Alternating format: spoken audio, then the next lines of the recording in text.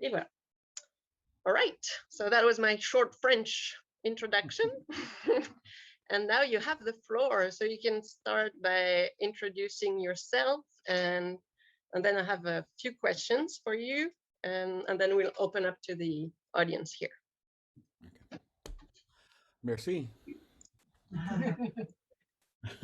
Twa golapu. Golapu tidishad. Golapu tidishad. Wahalatsu tidsta. Wahalatsu tidsta. Squawksidubs chas. Pueblo of Acoma chas. Talal ste chas. To all you folks, you are my friends. You are my family. Wahalatsu is my name. I come from Squaxin Island, and I come from the Pueblo of Acoma. And I currently live in Olympia, Washington. Um, that was the traditional greeting in the Lashutsi language. So, bon après-midi. Je m'appelle Joe Seymour. Um, je parle un peu français. So, that's all. That's actually all the French I know.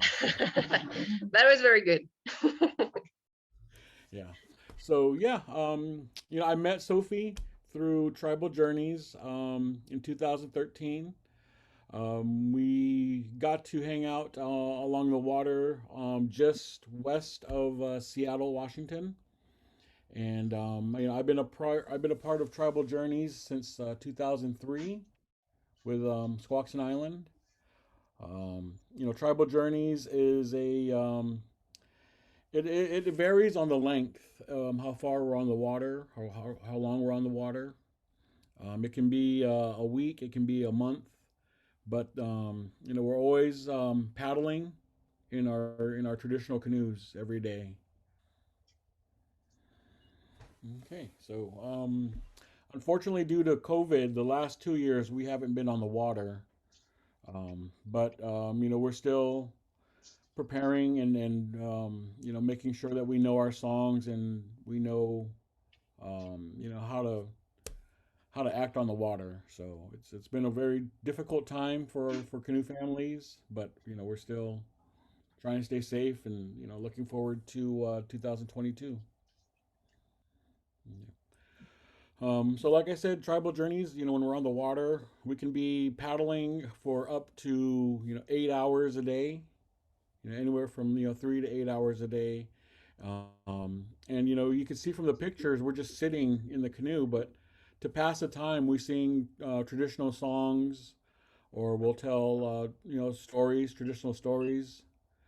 And so yeah, it can be a very very spiritual event for a lot of people. Some of the songs that we sing are paddle songs, what we call paddle songs, and each song identifies who the people are in the canoe. So our Squaxin Islands paddle song goes up, oh, way I oh, oh, way I oh, oh, way I oh, way oh, way, oh, way I oh, way oh, way, oh, way I oh, way oh, way, oh, way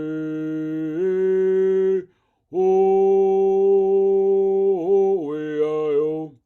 Oh, way, I, oh, oh, way, I, oh, way, oh, way, oh, way, I, oh, way, oh, way,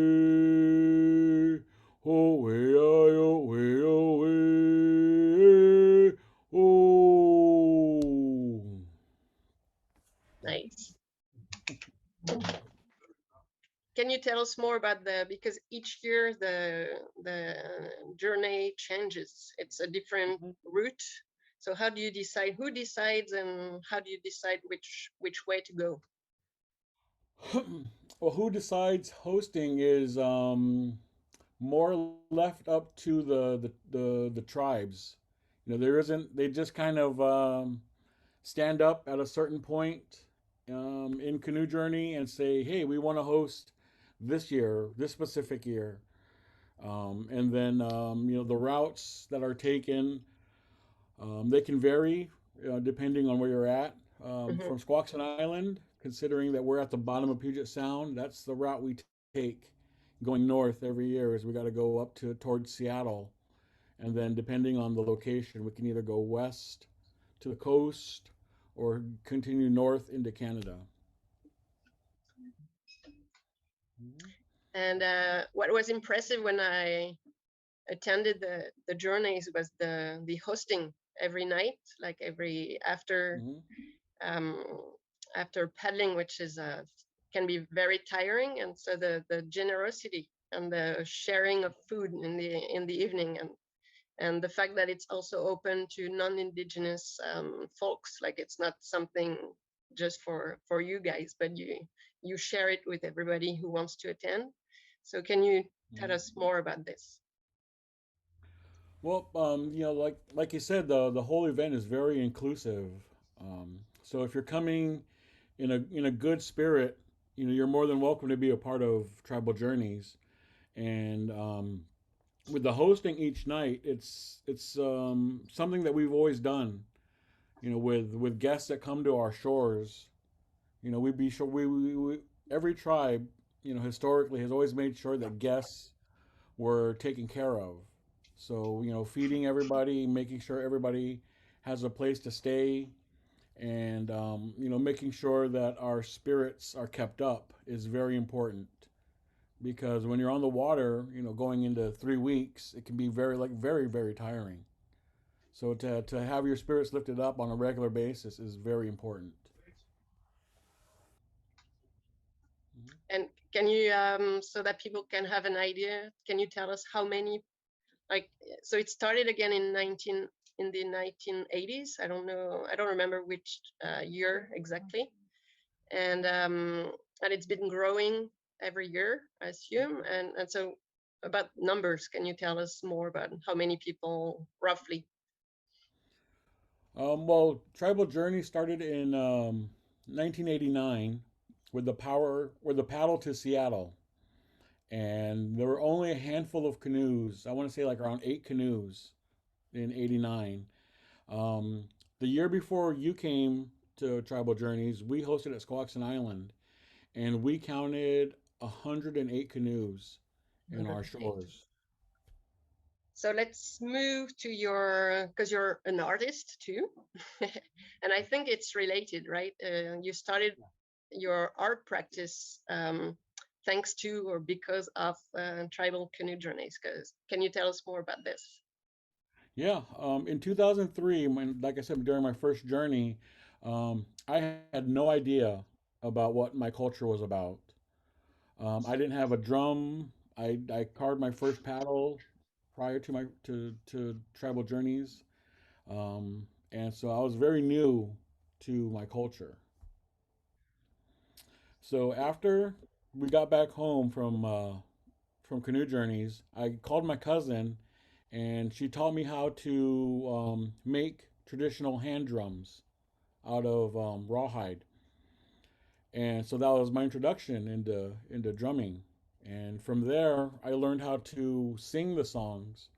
And because I have a strong voice and I can remember songs really well, I became one of the leaders of our drum group. So that's why I'm able to remember and lead songs.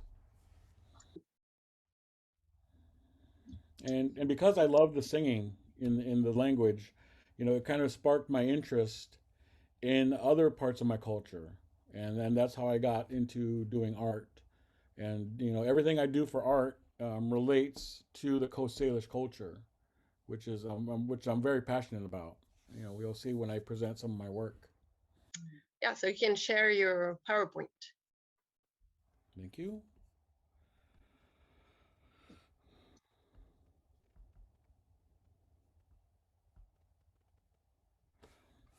Okay. So this introduction on the PowerPoint I took from Sophie's Facebook page. So that image on the right is my latest work. It's an installation on a 9-story building, which is approximately 60 meters tall. In Seattle, right? Olympia, my hometown. Olympia, okay. Okay, so this image here was taken on my first Tribal Journeys. This is outside of the Tulalip Reservation. And then Yeah. those are the canoes on the water.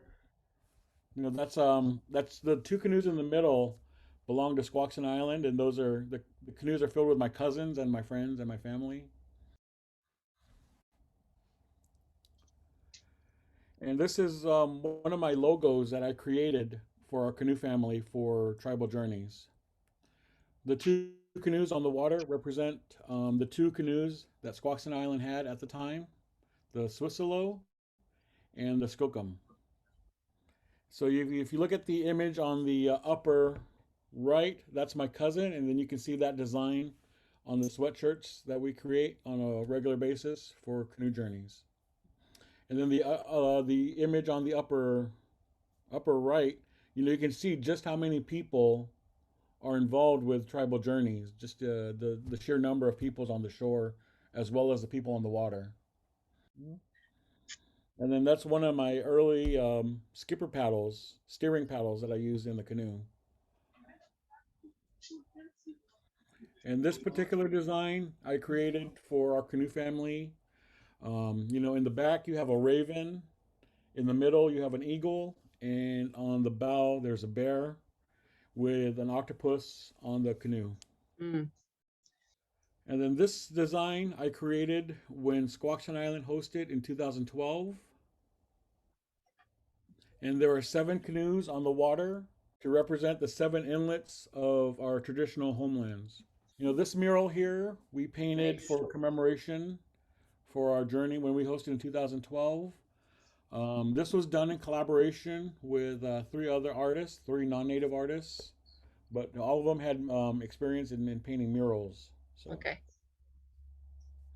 and then once again in the mural, there are 7 canoes on the water to represent our traditional waters. And then this design was created in 2014 when we took canoe journeys up to Bella Bella, British Columbia in Canada. Oh, there's your name on it, your traditional Mhm. name.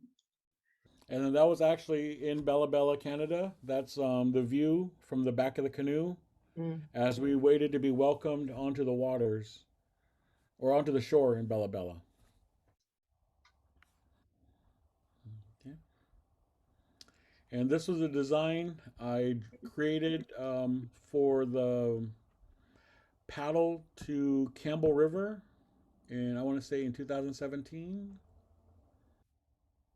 The destination, Campbell River. Campbell River in British Columbia, Canada. Hmm. Nice. So you see a traditional Thunderbird design, and then once again there are 7 paddles in the canoe to Mm. represent our traditional waters. And then there are more images of our traditional canoes that we have for Squaxin Island.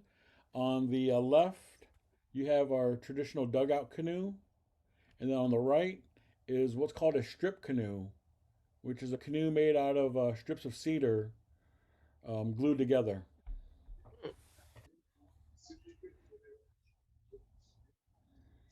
And then those are examples of paddles that I Mm. carved with Nice. traditional design. On the top, there's a moon with stars. In the middle, dragonflies, and then on the bottom we all got frogs. Hmm. And then these are traditional steering paddles that you would use in the back of the canoe. Mhm. On the left is an orca, and then on the right is an octopus. Nice. And then these are other designs that I have that aren't related really to canoes, but they're still traditional Coast Salish designs. The upper left design is silver salmon or coho salmon in a net, and I call that one treaty rights Mm. because we're allowed to fish for salmon using nets. On the right is a four-sided square drum, which is an older style of drum, and then you have 2 wolves painted on it. And then on the bottom is what are called fiddlehead ferns. It's when the fern kind of sprouts in the springtime. It creates these little fiddleheads that we pick and we eat them. Okay.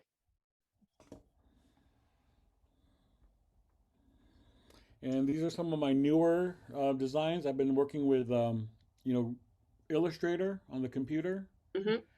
and so these are done up on with graphics.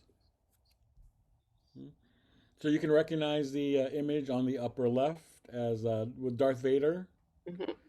and then the upper middle image is Godzilla. I don't know if you guys are familiar with Yeah. Godzilla. And then on the bottom is an otter swimming in the eelgrass. And then on the bottom right is a blue heron Mm. um, Nice. imposed over an historical map of Olympia from 1890. Mm. Nice. Mhm. Thank you. And then that is the salmon on the building lit up at night. Wow. Awesome. Thank you.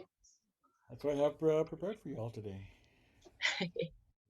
So I guess I'll open it up to the audience if they have questions. Donc, est-ce que vous avez des questions? Pourquoi ils faisaient leur circuit, enfin, pourquoi c'est religieux, c'est plutôt son nom, Okay.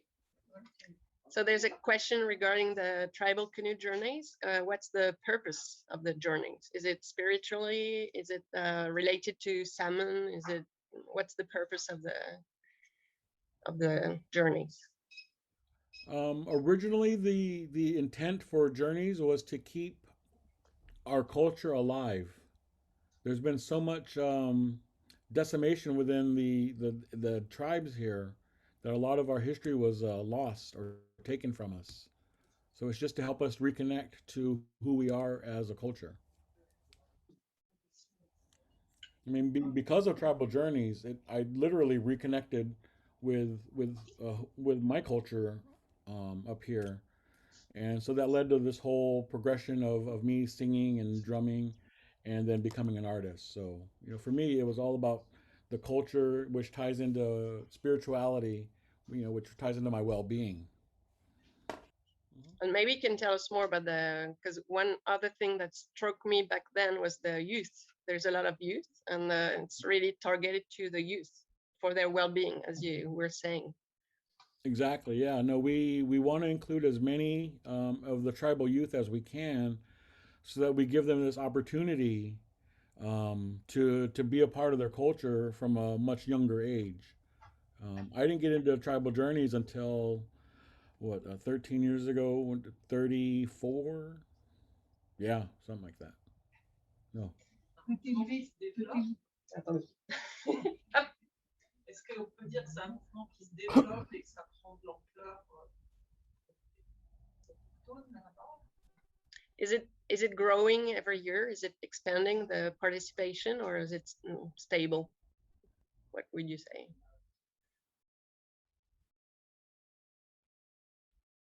Code, at about 100 canoes, but it's just the feeling associated with it really isn't about the numbers. It's more about um, the just being a part of it. So, and the whole tribal journeys we try to promote as being alcohol free and drug free. Mm. So, once again, that ties into the spirituality of being a part of a family. Oui, j'aurais voulu lui demander s'il pouvait vivre de son art ou s'il est obligé d'avoir une autre activité pour pouvoir vivre dignement. Mm. So the next question is, do you make a living out of your art, or do you need to have another job? Could you hear my question? I have another yeah. job. Okay. Yeah. Wait, Yeah, no, I have another job. I harvest shellfish with Squaxin Island. I harvest what are called gooey ducks. Yeah, panop. And Panop. it's a large time. Nope. It's a large clam native to the Northwest Pacific. Je voulais savoir, donc, c'est un événement international. Il y a des personnes de différents pays qui peuvent participer. Good question. So there's about the Tribal Canoe Journeys. Is it an international event or is it just local? No, that is a really good question. No, it is international. Um, well, of course, Canada. The tribes from Canada participate, but we've also had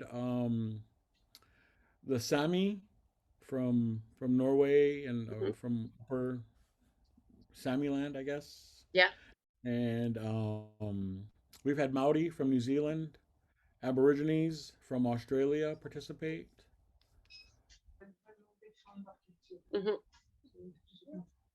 Yeah, kind of an international indigenous bonding. Exactly. Yes. Exactement. Exactement. Exactly. Dang it, my friend! I told you my French is bad. I don't say practice. It's there. It's somewhere.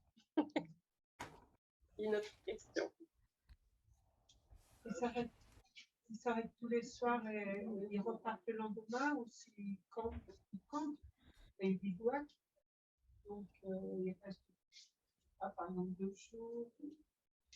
So during the journeys, do you paddle every day, or is there breaks in between? And what about hosting for the night? Is it like camping or bivouacking? I don't know if it's English, but like about hosting.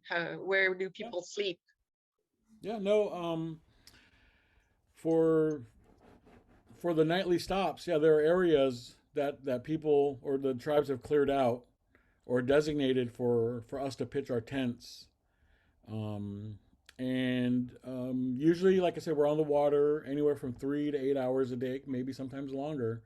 And depending on how long we've been on the water, yeah, we could take a day off at one of the tribes. They would host us for 2 days instead of the usual one night. Oui, moi j'ai une question sur comment c'est organisé sur les bateaux. Est-ce qu'il y a un rôle qui est attribué à chacun entre ceux qui rament, ceux qui chantent? Est-ce qu'ils doivent se former pour est-ce que ça représente aussi des rituels de passage pour So the next question is about the organization on the canoe. Is there a specific role or things to do depending on where you sit on the canoe? And also, is there special training so you learn those functions and meaning?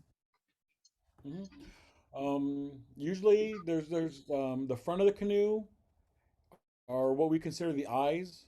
It's their job to keep a lookout for any rocks or trees in the water.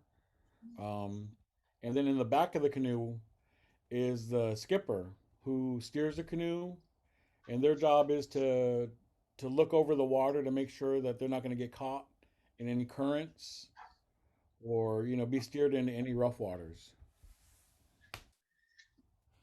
And usually the two people in the front of the canoe, they keep pace. Everybody paddles all at once, and it's their job to keep everybody in a constant, steady pace. Oh, okay. Yeah, when everybody paddles at the same time, all our energy is put into that one motion, and it helps the canoe go faster, and it helps us get to our destination a lot quicker. Ça donne vraiment envie. People feel like going. They want to attend. They want to paddle. Yeah, they're more than welcome to come once everything. Once the virus is gone. Oui. Quand ils ont vraiment l'air comme ça, c'est symbolique spécial ou c'est juste l'arrêt? So on the pictures, we can see the paddles up. So the question is about is there a meaning, or is it just because they're stopped? So the paddle is up. Well, the paddles are up because they are kind of taking a rest, or they're at the shore, and so they have stopped. And when the paddle is up, you can traditionally designs of where the canoe comes from was painted on the paddle, so it was kind of like a flag to show who we are and where we come from. Il y a des costumes traditionnels aussi, j'ai l'impression. Ah oui, c'est marrant, costumes. Yeah, there's a question, same thing about on some pictures we can see traditional clothes. Do people wear traditional clothes during the journeys? What's the meaning behind it? Mm-hmm. Usually on the water, we're just dressed for being active. So maybe tank tops, or whatever, like bathing suits maybe, or light t-shirts. But the traditional regalia isn't worn until the singing and dancing that's associated with the final landing. Il faut faire longtemps en avance quand même. Pas prendre la langue, pas qu'on n'a pas d'idée. Pour les jeunes notamment, c'est quand même. How much training does it imply, like ahead of the canoe journeys? Do people need to train to paddle and to also learn the language and the songs? How much time does it take? Well, it varies on how much effort is put into learning the language or learning a song. For me, songs really come kind of easily. So it only takes maybe a couple of months for me to learn how to drum and sing the song. But to lead the song is a lot more, there's a lot more learning involved, because there are certain things you need to know about the song to be able to lead it, like where where it comes from, what tribes have the right to sing that song, or who came up with the song. There are things you need to know as a leader that most people don't usually know. And for the paddling? For paddling, to be a skipper in a canoe, it's a years long process. There are a lot of things you need to know about the canoe, and about the waters that you're steering, because the skipper is responsible for the people in that canoe. It's their responsibility to get them to their destination safely. Yeah, it took me about 5 years of training with my elders to be a skipper. And like I said, it varies as to how long you're in the canoe and how fast you learn things. How many years, you said? It might be shorter for some. 5. 5. Les eaux là-bas sont dangereuses. Yeah, how would you describe the waters over there? Are they rough or shallow, or are they comment on dit tempête déjà? Storms. You get storms sometimes. Yeah, we do get not really storms, but it does. Some days we'll have a lot of wind, and that makes it really difficult. But overall, with Puget Sound is really protected, so we don't have big waves, or we don't have big swells like we would in the open ocean. But when we are in the open ocean, we kind of stay close to the shore, and the shore provides a lot of protection from the sea. Mm-hmm. Wind plays a big factor on whether we go out on the water, because it's a small craft and it's really influenced by the wind. So on particularly windy days, we wouldn't be on the water. Mm-hmm. Moi, je suis un petit peu perdue dans cette zone, la rose, dans ces bras de. Bras de mer, c'est ça que je cherchais tout à l'heure. Inlet. Non, c'est le mot que je cherchais tout à l'heure. C'est bras de mer. Oui. Voilà. Moi, j'adore la géographie, mais là, je suis un petit peu. Oui, alors. Donc, c'est toute cette zone rose ou verte là, c'est ça? So I'm going to show them on the map. So I'll be off screen. S-A-N-I-S-H. Ah, d'accord, Salish. Ah oui, ok. Ah oui, oui, Salish. Ah, bah oui. Oui, d'accord. Yep. Oui. Je me posais la question de savoir si sur chaque bateau il y a une famille. Est-ce que ils peuvent décider de changer de bateau? comment ils se rencontrent aussi. Alors, il y a le soir, mais sur les bateaux aussi, où est-ce qu'il y a vraiment la notion, c'est important que chaque famille soit sur son bateau, ça représente quelque chose pour eux ou pas. So the question is about on each canoe, is it strictly one family, or can during the journeys can you swap and decide to go on another canoe, or how is it regulated? There really isn't any formal regulation as far as being in the canoe. Usually, though, each canoe is belongs to one of the tribes, so that's predominantly who's in that canoe. But there are other canoes owned by private individuals, and they can decide who they want in their canoe. Okay. So it all depends. It varies from canoe to canoe. Mais même quand il payait, il veut du tambour, ou c'est après, le soir, la cérémonie, ce tambour, là, c'est souvent c'est plus important pour les peuples. Ouais. So can you tell us more about your painting? Is it on what on which medium do you paint? Because you mentioned rawhide. Do you paint on something else? And there's also a question regarding the drum. So the square drum, do you use it, or is it just an art piece?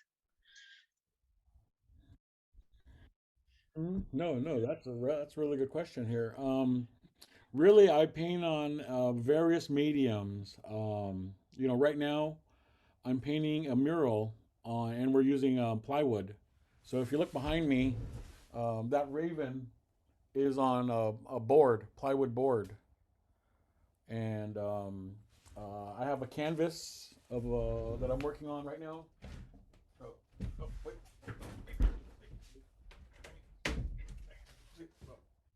So really, whatever's handy is what I get to paint on. And the four-sided drums, each drum I make is meant to be played. So if someone wants to pick up that four-sided drum and play it, it's more than that's what it's for, really.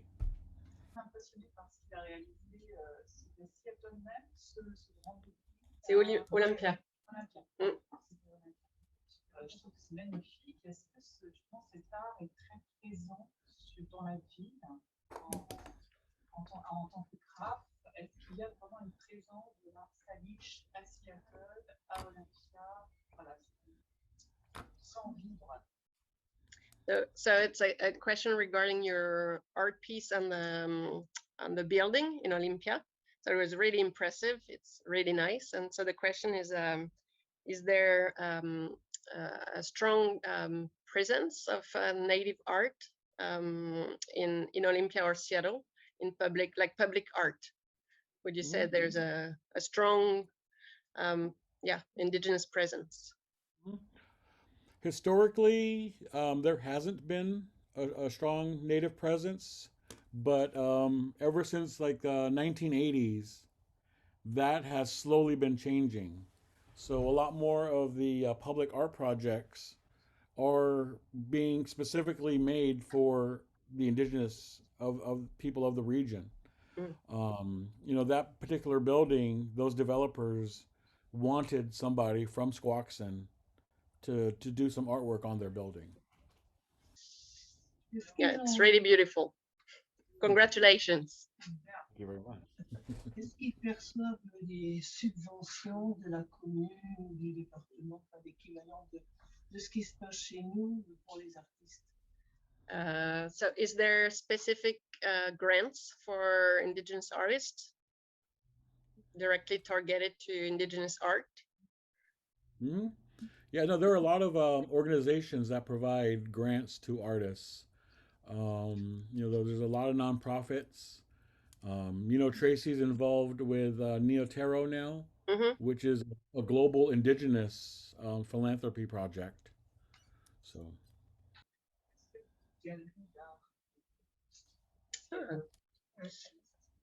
Are there many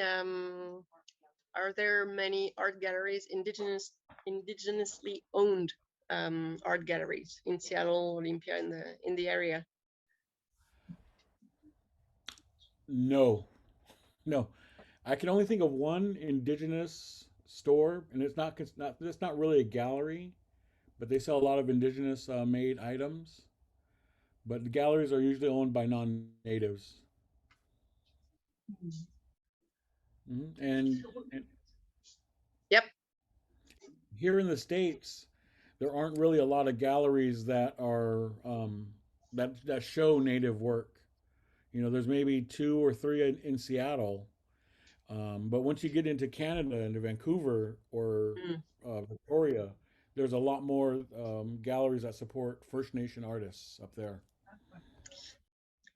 So where does your work get displayed? In museum or private collections or? Well, my work has been collected by some collectors. There are a few museums in the area that have some of my work, and there's you know, two galleries that show my work. Et financièrement, ils respectent disons, le coût du marché ou bien comment ça se passe? Oh.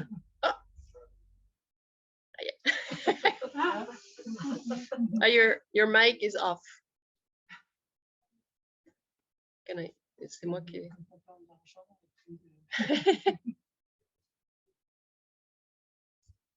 Est-ce que je peux régler moi? So now back to the Yes, screen. I can hear you now. That is my website right there. Yeah. So if you wanted to look at some of my work. So yeah, there's a lot more examples of what I do on that website, and there's also a lot more pictures of the installation of the giant salmon.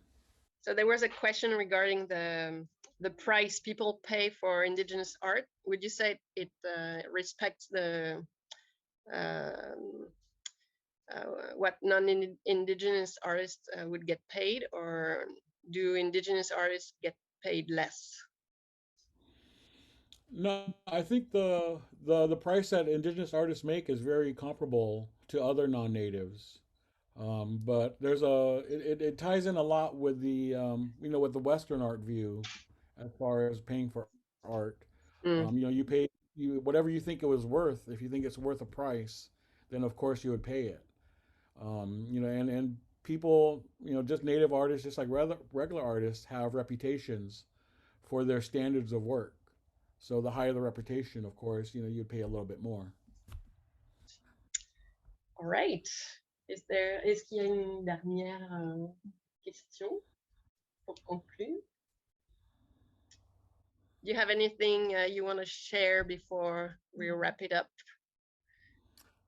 I am very honored to be a part of this interview today. Donc c'est un grand honneur de faire partie de participer à cet entretien. And it was a great pleasure. C'était vraiment un grand plaisir d'échanger avec vous. Pleasure for me to share art and my culture. Donc un grand plaisir de partager ma culture et mon art. Till next time, so you can share it in person. Forward to exactly. Yeah. So this was a wonderful time.